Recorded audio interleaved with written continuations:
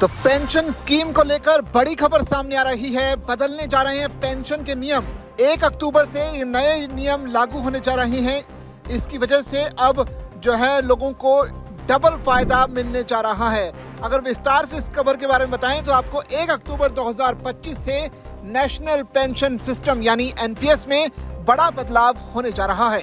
Pension fund regulatory and development authority यानी PFRDA ने नए नियमों की घोषणा की है, जिसके तहत नॉन गवर्नमेंट सेक्टर के लोग अपनी रिटायरमेंट सेविंग्स को और भी बेहतर तरीके से मैनेज कर सकेंगे। इस नए नियम को मल्टीपल स्कीम फ्रेमवर्क यानी एमएसएफ कहा जा रहा है, जो कि एनपीएस को और ज्यादा आसान और हर किसी की जरूरत के हिसाब से बनाएगा। ये बदलाव खास तौर पर कॉर्पोरेट कर्मचारियों, गिग वर्कर्स और प्रोफेशनल्स के लिए फायदेमंद होगा। पहले एनपीएस में एक पैन नंबर पर सिर्फ एक स्कीम में इन्वेस्ट करने की परमिशन दी गई थी, लेकिन अब इस नए नियम के आने के बाद आप एक ही अकाउंट से कई स्कीम्स में पैसा इन्वेस्ट कर पाएंगे, यानी आपको डबल या उससे ज्यादा का फायदा मिलेगा।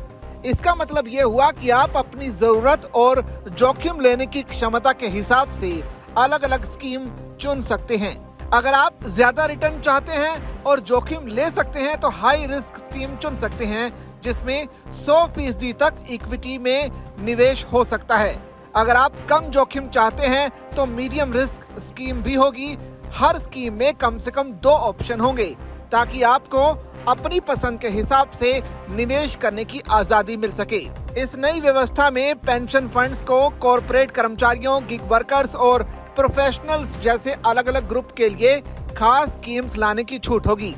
इससे हर तरह के निवेशक को अपनी जरूरत के हिसाब से स्कीम मिलेगी। आपको एक कंसोलिडेटेड स्टेटमेंट भी मिलेगा, जिसमें हर स्कीम और आपके कुल निवेश की पूरी जानकारी दी जाएगी। इससे आपको ये समझने में आसानी होगी कि आपका पैसा कहां और कितना बढ़ रहा है। अच्छी बात यह है कि लागत भी कम होगी।